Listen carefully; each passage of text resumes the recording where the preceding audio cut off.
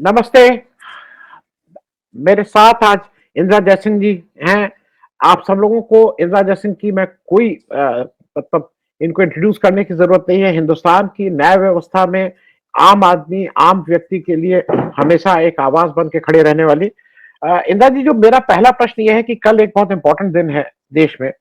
IPC जो Indian panel code हुआ करता था, अब उसका नाम बीएनएस भारतीय न्याय संहिता बोल रहे हैं। CrPC code of criminal procedure को अब भारतीय नागरिक सुरक्षा संहिता और इंडियन एविडेंस एक्ट को बीएसए भारतीय साक्ष्य अधिनियम करके कल से लागू कर रही है सरकार। पीयूसीएल ने और बहुत से लोगों ने इसका विरोध किया है कि अभी थोड़ा समय दीजिए, टाइम चाहिए, ये बहुत जल्दी में लिया गया निर्णय है। मैं पहले आपसे एक पहली फर्स्ट एक रिएक्शन आपसे चाह रहा हूं कि कल से जो होने जा रहा है उससे क्या भारतीय न्याय व्यवस्था की तस्वीर बदलने वाली है इंदिरा जी? देखिए ये कल मतलब अब मुझे लगता है सिर्फ 9 घंटे बच गए। करेक्ट। 12 बजे रात से ये जी। कानून लागू हो जाएगा। अब आपका सवाल का स्पष्ट जवाब ये है कि नाम बदलने से कुछ बदलती नहीं है चीज। 90% जो वहां पे प्रोविजंस लगाए गए हैं वो पुराने कानून से लिए गए हैं, तो ये एक पूरे देश को गुमराह करने की एक व्यवस्था है कि हमें बताया जाता है कि यह सब डीकॉलोनाइजेशन के नाम में किया जाता है, लेकिन उन्होंने सिर्फ नाम बदल दिया है और शब्दों का उपयोग अलग तरीके से किया है। इसके होने से पुलिस, वकीलों और जजेस को बहुत दिक्कत होने वाली है। समझ नहीं आएगा कि कानून अ, दोनों पहले वाला कानून और नया कानून मैच करने में बहुत तकलीफ होने वाली है। जी। और सबसे जो बड़ी बात है जो मैं कहती आई हूँ कि कल से हमारे देश में 2 क्रिमिनल जस्टिस सिस्टम्स होंगे, 2 क्रिमिनल प्रोसीजर कोड्स होंगे, 2 एविडेंस एक्ट होंगे, इसलिए कि जितने भी केसेस 1 जुलाई के पहले रजिस्टर हो गए हैं उनको पुराने कानून से हमें देखना पड़ेगा। जी। जी। जी। और मैं 1 जुलाई के बाद जो एफआईआर दर्ज होगी उसको नए कानून से देखना पड़ेगा, तो बहुत ही ज्यादा कंफ्यूजन होने वाला है। और जैसे मैंने बताया था कि जो हमारा न्याय वाला कानून है, पता नहीं उसका नाम न्याय क्यों रखा है, क्योंकि उसमें भी बढ़ाई गई है। जहां 11 ऑफेंसेस के लिए डेथ पेनल्टी थी, अब 15 ऑफेंसेस के लिए डेथ पेनल्टी हो गई है।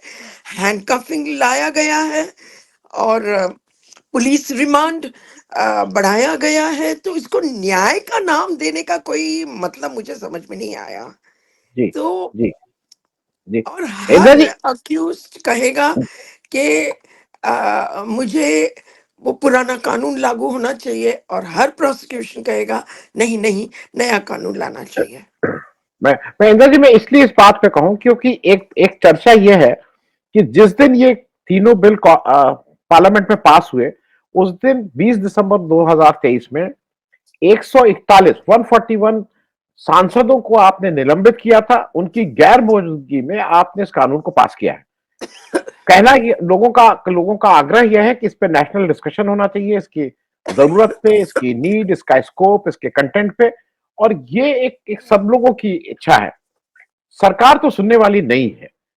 तो जैसा आपने कहा कि दो तरह के कानून कल से लागू होंगे, और इससे पुलिस के हाथ बहुत मजबूत होते हुए दिखाई दे रहे हैं। मतलब उस व्यवस्था में जुडिशरी से ज्यादा पुलिस के हाथ मजबूत हो रहा है। मैं पहला रिएक्शन एक उसमें भी चाहूंगा, पुलिस अब ज्यादा आतताई हो जाएगी, they will be more criminalise. सबसे पहले तो मैं ये कहना चाहूंगी कि मुझे बहुत डिसअपॉइंटमेंट लगा है कि जो ये एनडीए के एलाइज हैं उन्होंने ये सवाल उठाया नहीं। उन्होंने ये बहुत ही आसान मामला था, उनको सिर्फ एक नोटिफिकेशन इशू करना था कि आप कुछ समय के लिए इसको विलंबित कर दीजिए, ये कानून 1 जुलाई को आप लागू ना कीजिए, हमें एक मौका दो इनको डिस्कशन करने के लिए। क्योंकि जैसे आपने कहा 141 संसद सस्पेंड हो गए थे। इसका मतलब क्या है? इसका मतलब है कि इस कानून को, ये तीनों कानून संसद में डिस्कशन हुआ ही नहीं है। तो ये एक आर्बिट्ररी तरीका है कानून बनाने का। दूसरा जो आपका सवाल है कि पुलिस के हाथ बहुत मजबूत हो जाएंगे। हाँ, पुलिस पुलिस खुद कह रहे हैं कि हमारे हाथ अभी मजबूत हो गए। ये क्यों? ये इसलिए कि पुराने कानून में स्पष्ट रूप से लिखा गया था कि 15 दिन से ज्यादा आप रिमांड नहीं ले सकते अरेस्ट के बाद। 24 आवर्स में आपको मैजिस्ट्रेट के सामने प्रोड्यूस करना है। उसके बाद 15 दिन के ज्यादा से ज्यादा पुलिस रिमांड नहीं हो सकता। अब पूरी 60 या 90 डेज तक पुलिस रिमांड हो सकता है। इससे ज्यादा अन्याय तो हो ही नहीं सकता किसी कानून से। तो इसको न्याय कानून बताया गया, ये मुझे समझ में नहीं आती है बात। तो आप सही कह रहे हो कि पुलिस के हाथ बहुत मजबूत मजबूत हो गए हैं। हैंडकफिंग इंट्रोड्यूस कर दी है, ऑर्गेनाइज क्राइम इंट्रोड्यूस किया है, यूएपीए टेररिज्म इंट्रोड्यूस किया है, और सबसे बड़ी बात, सेडिशन 124A जो सुप्रीम कोर्ट ने स्टे कर दिया था, वो भी वापस आए हैं, उसमें जोड़ दिया है integrity and sovereignty of India को। आप कुछ भी कहेंगे तो हम आपके खिलाफ कार्रवाई कर सकते हैं। जी। मैं इंद्र जी, मैं एक थोड़ा सा आउट ऑफ कंटेक्स्ट है, लेकिन मैं इसलिए पूछ लूं, हेमंत सोरेन को अभी बेल मिली है 5 महीने के बाद। जुडिशियल ऑफिसर ने, जो हाईकोर्ट था झारखंड, उसने ये माना कि इनके ऊपर कोई आरोप नहीं है। आफ्टर 5 मंथ एक चीफ मिनिस्टर को आपने बेल दी है। और अब इस ईडी का कहना यह है कि अगर हम उनको गिरफ्तार नहीं करते तब वो ये ऑफेंस कर देते। मतलब उनका कुछ अजीब सा आर्गुमेंट है इन दी विच विच इवन द जज हैज सेड कि आप ये कैसे कह सकते हैं। उन्होंने कहा नहीं नहीं, ये ट्रांसफर ऑफ लैंड हमने गिरफ्तार कर लिया इसलिए नहीं कर। तो इस पे तो हिंदुस्तान का कोई भी नागरिक आप कर सकते हैं, बिकॉज यू कैन से कि भाई ये आप करने वाले हैं इसलिए मैं आपको गिरफ्तार करूंगा। मैं एक छोटी टिप्पणी इस पे भी। जी देखिए, प्रिवेंट करने का कानून कुछ और होता है और प्रोसिक्यूट करने का कानून कुछ और होता है। जैसे प्रिवेंटिव डिटेंशन लॉज है इस देश में, आपके यूपी में तो बहुत यूज होता है प्रिवेंटिव डिटेंशन लॉ का, लेकिन उसमें और प्रोसिक्यूशन में बहुत बड़ा फर्क है। सुरीन के साथ जो हुआ वो प्रोसिक्यूशन है। वहां पे सीबीआई भी जुड़ी हुई है, वहां पे ईडी भी जुड़ी हुई है, और उनके मुंह से इस तरह की बातें निकलना, मुझे शब्द नहीं है कुछ उनके बारे में बोलने में। ये मुझे वही बात याद आ रही है जब मैंने पढ़ा कि केजरीवाल के केस में उन्होंने कहा देखो ये जानबूझ के आम खाता है इसलिए कि उसको डायबिटीज हो जाए और इसलिए कि उसको बेल मिल जाए। ये किस तरह का आर्ग्यूमेंट है? अब 75 years ऑफ इंडिपेंडेंस में अमृतकाल मैंने इस तरह के आर्ग्यूमेंट सुने नहीं। मैं भी 60 years से ज्यादा वकालत कर रही हूँ, कभी मैंने सुने नहीं कि किसी सीबीआई के मुंह से इस तरह के आर्ग्यूमेंट्स हो। इस देश में कुछ अजीब ही हो रहा है। इंदिरा और जी, मैं एक चीज। अफसोस अफसोस की बात यह है कि इलेक्शन रिजल्ट्स के बाद ऐसी उम्मीद थी कि कुछ तो बदलेगा, अब थोड़ा सा रूल ऑफ लॉ तो आएगा, लेकिन दिखता नहीं है। मैं उस पर आऊंगा इंदिरा जी, लेकिन मैं एक चीज आपसे समझ लूं। सबको ये उम्मीद है कि देश के जुडिशियल रिफॉर्म के लिए या न्याय व्यवस्था के लिए जो सबसे अहम चीज है वो ये है कि इन्वेस्टिगेशन को अलग कर दो, पुलिसिंग वो एक अलग लोग हो। आप 6 महीने, 6 दिन, 7 दिन, 10 दिन के अंदर चार्जशीट फाइल करो, अगर एफआईआर हुई है प्रूव करो, वो करो। और 2-3 महीने के अंदर लोअर कोर्ट उस पर ट्रायल करके अपना, उसको सालों लग जाते हैं, एक एक 1.5-1.5 साल तक चार्जशीट नहीं फाइल होती है। आपको नहीं लगता है कि ज्यादा ज्यादा कॉज इज दैट, वो बीमारी की जड़ वहां है, आप इलाज कुछ और कर रहे हैं।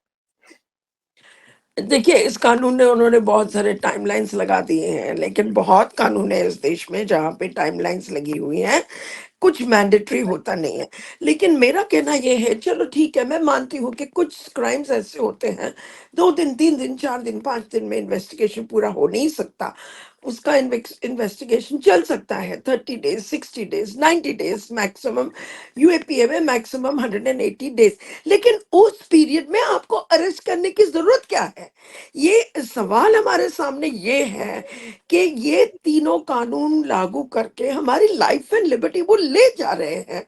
तो मैं कहती हूँ चलो आप इन्वेस्टिगेशन करते रहो, आपका अपना समय लगेगा, लेकिन इस पीरियड में आप लोगों को अरेस्ट करके अंदर क्यों करते हो? जरूरत क्या है? अगर कोई इंटरफियर नहीं कर रहा है इन्वेस्टिगेशन से, तो उनको अरेस्ट करने की ज़रूरत ही नहीं है। ना कोई फ्लाइट रिस्क है, ना कोई शिबू सोरेन अब्रॉड जाने वाला है, ना केजरीवाल अब्रॉड जाने वाला है। तो ये बात किस बात के लिए, किस कारण के लिए आप अरेस्ट करते हो? इसीलिए कि किसी का मोरल तोड़ देना, किसी को मायूस कर देना, किसी को अंदर रखना, जैसे कहते हैं अंग्रेजी में, the process is the punishment. तो ये नहीं होना चाहिए। जी, मैं इंदिरा जी एक चीज और पूछ लूं आपसे। ये जनरली कहा जाता है कि for a proper democracy judiciary is the पहली रिक्वायरमेंट है। Judiciary, independent judiciary is the first pre requisite of a democracy. देश में जो व्यवस्था चल रही है, मैं इसलिए आपसे पूछ रहा हूं, जुडिशरी का कॉम्प्रोमाइज जितना हुआ है उसका सबसे बड़ा उदाहरण एक सिटिंग हाईकोर्ट जज एक रूलिंग पार्टी के साथ रहता है, वो खुद एडमिट करता है कि मैं उनके संपर्क में था। वो जजशिप से रिजाइन करता है, इलेक्शन लड़ता है और एमपी बन जाता है। मुझे इलेक्शन लड़ने से कोई एतराज नहीं है, लेकिन अगर वो एक जज की कुर्सी में बैठ के वो एक रूलिंग पार्टी के साथ उसका बातचीत चल रही थी, तो उस पे एक देश के लोगों का थोड़ा जुडिशरी पे थोड़ा नहीं काफी विश्वास उठता है। मैं एक चीज आपसे चाहूंगा, हाउ दिस कैन हैपन? देखिए, मैं मानती हूँ कि इस बात के लिए कुछ हद तक जुडिशरी ही रिस्पॉन्सिबल है। आपको याद होगा कि जस्टिस एमआर शाह ने, जब हाईकोर्ट जज था, उन्होंने कहा मोदी इज माय हीरो। अब मुझे तो सुन के इतना डर लग गया कि एक जज जो कहता है मोदी इज माय हीरो, बैठे हुए कुर्सी पे बैठे हुए, वो किस तरह का न्याय देगा हम लोगों को? क्योंकि हम जाते कब हैं कोर्ट? उसी समय जाते हैं जब सरकार हमारे खिलाफ कुछ कार्रवाई करती है। और वहां जाके अगर हमें ऐसा जज मिल जाए जो कहता है कि मोदी इज माय हीरो, तो हमें क्या न्याय मिलेगा? अब जानबूझ के ऐसे जज को आपने सुप्रीम कोर्ट जज बना दिया, तो इसकी जिम्मेदारी कौन लेगा? जब तक कॉलेजियम सिस्टम है, तब तक जजेस हमें कहते हैं कि हम ही जजेस अपॉइंट करते हैं। आप ही अपॉइंट करते हो, तो आपने ऐसे लोगों को अपॉइंट क्यों किया? ये एक अकेला एग्जाम्पल नहीं है। ऐसे काफी एग्जाम्पल हमारे सामने आए हैं, जैसे विक्टोरिया गौरी का था, जिसने कहा कि there is white terror in this country, there is green terror in this country. ये सोच समझ के उसको हाईकोर्ट जज अपॉइंट किया। इसकी जिम्मेदारी कौन लेगा? इसकी जिम्मेदारी हमारे जुडिशरी को ही लेनी पड़ेगी। जब तक कॉलेजियम सिस्टम इस देश में है, जब तक जजेस सेल्फ अपॉइंटेड है, तब तक उनको जिम्मेदारी लेनी पड़ेगी। ये ये आपके सवाल का जवाब। जी, जी। इंदिरा जी, मुझे एक चीज और लगती है कि देश के लोगों को यह समझना होगा कि वो वकील जो है वो तहसील स्तर से लेकर सुप्रीम कोर्ट का इंटरनेशनल कोर्ट तक जाता है। और this is one profession which is a very tough profession. अगर आप इनको ठीक से देखभाल इनकी नहीं करेंगे, इफ द जुडिशियल ऑफ जो कोर्ट में जो आपको न्याय दिला रहा है, मैं थोड़ा एक टिप्पणी आपकी लूंगा। बहुत बुरी हालत है तहसील और डिस्ट्रिक्ट कोर्ट में वकीलों की। कुछ नहीं है, अगर मर जाते हैं तो कोई उसके पीछे नहीं है। There is no pension scheme, there is nothing for them. कुछ एक आपको नहीं लगता एक ज्यादा ओवरहॉल उसमें भी जरूरत है? क्योंकि बाकी सारे प्रोफेशन में कुछ ना कुछ श्योरिटी है। अगर आप if something unfortunate happens, there is something to fall back. वकालत एक ऐसा प्रोफेशन है, मेरे घर में है इसलिए मेरा एक हो सकता है निजी इंटरेस्ट हो, मेरा मेरा लड़का वकील है, लेकिन if something happens there is nothing to fall back, कुछ नहीं। मैं इस पे भी आपकी एक टिप्पणी चाहूंगी। जी, हाँ, social security scheme, junior lawyers. देखिए, अ, असली प्रॉब्लम क्या है? असली प्रॉब्लम है इनइक्वालिटी। बस इतना ही प्रॉब्लम है। आप सोच लो, इस देश के जो सीनियर वकील्स हैं, उनकी अर्निंग्स तो इतनी होगी कि आप सोच भी नहीं सकते। ठीक ठीक। है? और दूसरे तरफ पे जो नए लोग एंटर कर रहे हैं, खास करके जो अपर क्लास से देखिए, अपर क्लास का बेटा तो उसको सोशल सिक्योरिटी को कोई जरूरत नहीं है, नहीं। बेटा या बेटी। लेकिन अगर हमारे देश का ये मोटो है कि हम बैकवर्ड क्लासेस को आगे लाना चाहते हैं, तो हमारी फिर क्या जिम्मेदारी बनती है? फिर हमारी जिम्मेदारी बनती है कि हम उनके लिए एक एनवायरनमेंट बनाए, एक अपॉर्चुनिटीज बनाए, और उनकी इकोनॉमिक वायबिलिटी बनाए रखें। इसी तरह जी। से मामला आगे बढ़ेगा। अब सुप्रीम कोर्ट के बार एसोसिएशन का प्रेसिडेंट श्री कपिल सिब्बल बन गए हैं और उम्मीद है कि इसके बारे में वो सोचेंगे और कुछ करेंगे। जी। मैं एक एक चीज आपसे, और ये जो नया इलेक्शन हुआ मैम, इस नए इलेक्शन में एक थोड़ा सा तो एक विजिबल फर्क आया है, ये कि कम से कम लोअर कोर्ट की एक जज की हिम्मत हुई कि उसने अरविंद केजरीवाल वाले केस में एक स्पीकिंग ऑर्डर लिखा। वो ठीक है, उसको हाई कोर्ट ने रिजेक्ट कर दिया, वो अलग बात है। इस नए मैंडेट की वजह से ही शायद शिबू सोरेन, अरे हेमंत सोरेन वाले केस में उनको बेल मिल पाई। ये इनडायरेक्टली इफेक्टेड करते हैं, लेकिन व्यवस्था में अगर एक ब्रूट मेजोरिटी नहीं है तो वो भी एक बैलेंसिंग एक्ट काम करती है। आपको ऐसा नहीं लगता कि it also balances, brute majority also leads to absolute control of the ruling party? See, I am not willing to make any excuses for the judiciary. After all, we had an HR Khanna who, even in the emergency, gave a dissenting judgment, and he said the laws cannot fall silent in the clash of arms. Okay, तो इसलिए हम judiciary को माफ करने को तैयार नहीं है।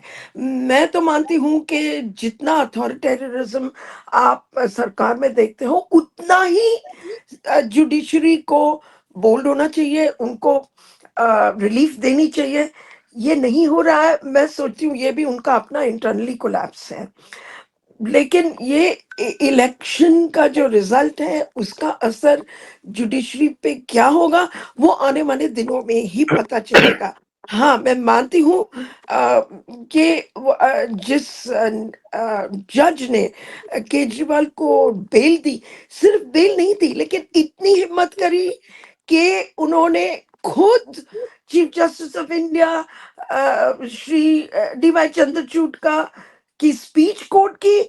उसने कहा कि हमारे चीफ जस्टिस ने कहा है कि हमारे जो डिस्ट्रिक्ट कोर्ट के जजेस हैं उनमें हिम्मत आनी चाहिए, उनको बेल देनी चाहिए, उनको अपना फैसला अपने ही इंटेलिजेंस से देना चाहिए। और वो कदम जो उसने उठाया, वो मैं कहती हूँ उसको मैं सलाम करती हूँ।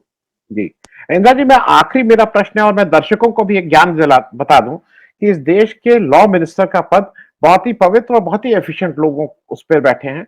मैं दर्शकों की जानकारी के लिए बता दूं, उसमें अंबेडकर से शुरू करके अंबेडकर कार्ड, और हो सकता है हम उनकी पॉलिसीज से माने ना, लेकिन वो अपने लॉ के मामले में वो ल्यूमिनरीज थे। अंबेडकर, कैलाशनाथ काटजू, चारुचंद्र चंद्र विश्वास, Ashok Kumar Sen, Gopal Swarup Pathak, H R Gokhale, Shanti Bhushan, P Shivshankar. I am giving this name because people must know. B Shankaranand, Subramanian Swamy. अब सुब्रमण्यम स्वामी से लोगों का हो सकता है कि ये कहें कि वो बहुत ही वो है, लेकिन वो अपनी अपनी बात जानते हैं। Ram Jethmalani, P Chidambaram, Rangarajan Kumar Mangalam, Arun Jaitley, H R Bhardwaj. मैं ये नाम इसलिए ले रहा हूं कि कपिल सिब्बल, रविशंकर, अब उन्होंने अर्जुन राम मेघवाल जी को बना दिया है लॉ, जो एक पीसीएस अफसर है। उनके लॉ की, मैं ये नहीं कह रहा हूं कि किसी को लॉ विशेषज्ञ होना चाहिए, लेकिन लॉ की बहुत बारीकियां हैं। इट्स समथिंग जो किसी के जीवन के निर्णय को करता है। वहां पे डोंट यू फील कि अर्जुन मेघवाल, जो एक मूल रूप से एक एग्जीक्यूटिव के आदमी है, वो शायद उस न्याय मंत्री पद के साथ न्याय कर पाएंगे? इंदिरा जी। देखिए, ये सवाल मैं आपसे थोड़ा अलग सोचती हूँ। मैंने एक बार मेघवाल को स्पीच देते हुए सुना, कॉन्स्टिट्यूशन डे पे था। चीफ जस्टिस भी वहां थे और पूरा हॉल भरा हुआ था। देश के पूरे चीफ जस्टिस हाई कोर्ट के आए हुए थे। एक बहुत ही इंपॉर्टेंट फंक्शन था कॉन्स्टिट्यूशन डे। मैं आपको बताती हूँ, उन्होंने आर्टिकल 32 पे एक स्पीच दी जो बहुत ही सही थी, कानूनी थी। सॉरी, उन्होंने कहा कि हमारा ये एक एकलौता देश है जिसमें आर्टिकल 32 है, जो डॉक्टर अंबेडकर ने कॉन्स्टिट्यूशन में डाला, क्योंकि उनको पता था कि लोग सुप्रीम कोर्ट तक पहुंच नहीं सकते, इसलिए डायरेक्ट एक्सेस दिया उन्होंने। तो मैं मानती हूं कि हमारे लॉ मिनिस्टर को लॉ की जानकारी है, और सिर्फ इतना ही नहीं, अटॉर्नी जनरल अपॉइंट होते हैं, सोलिसिटर जनरल्स अपॉइंट होते हैं, उनका काम होता है कानून लॉ मिनिस्टर को कंसल्ट करना। अगर उनको कुछ कानूनी मामले में कमी लगती है तो वो अटॉर्नी जनरल को कंसल्ट कर सकते हैं, सोलिसिटर जनरल को कंसल्ट कर, किसी को भी कंसल्ट कर सकते हैं। तो प्रॉब्लम ये नहीं है कि उनको कानून पता नहीं है, उनको कानून पता है। प्रॉब्लम है एक political corruption of the mind, एक आइडियोलॉजी का करप्शन है। ये लोग एक बार सरकारी मिनिस्टर्स बन गए तो ये सोचते हैं कि जो सरकार करती है वो सही है, और ये कानूनी भी है क्योंकि कलेक्टिव रिस्पॉन्सिबिलिटी है। A minister speaks on behalf of the government, not in his individual capacity. So the problem is with the politics of these people, not with lack of knowledge of law. Knowledge of law can be acquired by anybody, anytime, anywhere. ये जानना नहीं चाहते हैं, ये सोचना जी नहीं चाहते हैं। जी जी। इंदिरा जी, बस चलते चलते, एक इंडिया गठबंधन, इंडिया अलायंस के सारे पार्टनर्स ने इस बार कॉन्स्टिट्यूशन की किताब लेके ओथ ली, और सिंबॉलिकली उनका मानना यह है कि the constitution is under threat और they are fighting for it. आपको लगता है कि it was a symbolic thing, और सही में इस समय देश के संविधान पे थोड़ी समस्या आ सकती है, और India India alliance says that they will fight for protection of the constitution of this country? मैं मानती हूँ ये सिर्फ सिंबॉलिक नहीं था। आपको पता है कि all of them take a oath to protect the constitution India. मैं ये मानती हूँ कि इस इलेक्शन का असली हीरो कॉन्स्टिट्यूशन ही था और कुछ नहीं। और मैं मानती हूँ कि जो इंडिया अलायंस का मकसद था वो अचीव हो ही गया है, जी क्योंकि जब उन्होंने कहा इस बार 400, उनका यही मतलब था कि हमें आने दो, हम कॉन्स्टिट्यूशन अमेंड करेंगे, हम इस देश से सेक्युलरिज्म हमेशा के लिए हटा देंगे, हम एक हिंदू राष्ट्र लाएंगे। वो बात वो कर नहीं पाए। तो इसकी पूरी मतलब विजय हुई है कॉन्स्टिट्यूशन की और इंडिया अलायंस की। तो उनका जो उन्होंने अपने हाथ में जो काम लिया था वो पूरा हो गया है, और जब तक ये सरकार है तब तक वो कॉन्स्टिट्यूशन चेंज नहीं कर पाएंगे। ये मैं हमारी बहुत बड़ी विक्ट्री मानती हूँ। तो सिंबॉलिक नहीं है, ये बहुत रियल विक्ट्री है। Thank you so much Indira ji. इस इलेक्शन में एक चीज और पता लगी कि जो इस देश का आम आदमी है, उसकी जो प्रूडेंस है और उसका जो विवेक है, वो शायद किसी भी बहुत पढ़े लिखे, बहुत बड़े नेता, बड़े उससे ज्यादा है। जब देश के कॉन्स्टिट्यूशन पे खतरा था तो he gave the right decision. Thank you so much for joining. बहुत बहुत धन्यवाद। Thank you. And thank you for giving me this opportunity.